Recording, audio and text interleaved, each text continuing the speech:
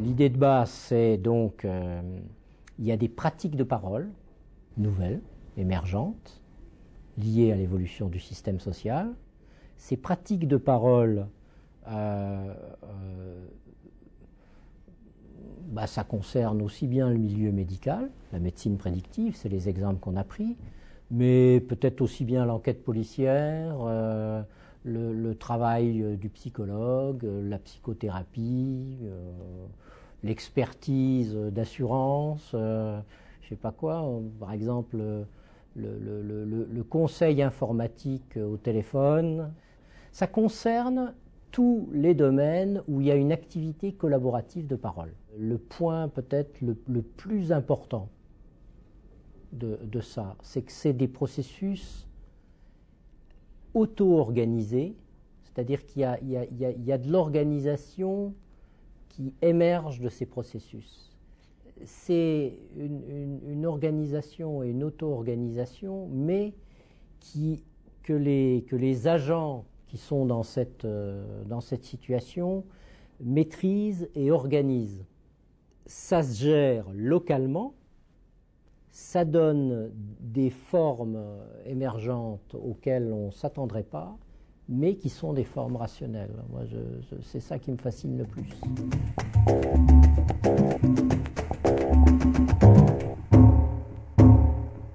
Un mécanisme qui est assez classiquement décrit, ça s'appelle la synchronie interactionnelle.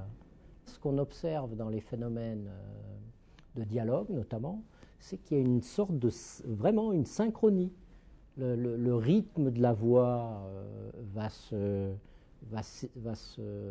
être pareil, la forme du discours va être pareille, ou va tendre vers la même chose. Alors, bon, il y a, semble-t-il, des supports neurologiques à ces genres de phénomènes, hein, puisque c'est une découverte qui est assez récente, mais c'est ce qu'on appelle les neurones miroirs. Hein. Les neurones miroirs, c'est rigolo. C'est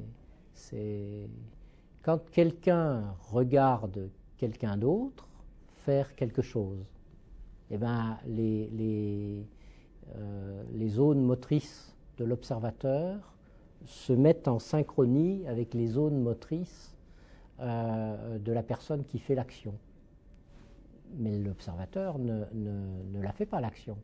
Ça tendrait à montrer qu'on est équipé au niveau neurologique pour cette espèce de syntonie ou synchronisation, etc. quoi. Voilà. Là, il se trouve que grâce à ces méthodes, ces études, etc., on peut montrer que ces phénomènes-là, c'est des phénomènes qui interviennent dans la vie de tous les jours.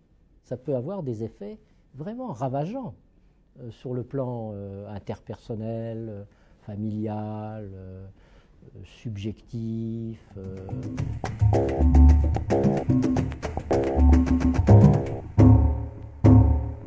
Ce que permettent les études maintenant qu'on peut entreprendre grâce aux avancées technologiques, puis aux avancées, disons, théoriques, scientifiques, c'est de s'approprier théoriquement et rationnellement le travail qu'un psychologue fait avec une personne. Ça introduit la possibilité d'une transmission qui ne soit pas une transmission, comment je dirais moi, fondée sur l'identification ou sur des processus psycho-affectifs. Ça rend possible la constitution du travail du psychologue comme un vrai métier.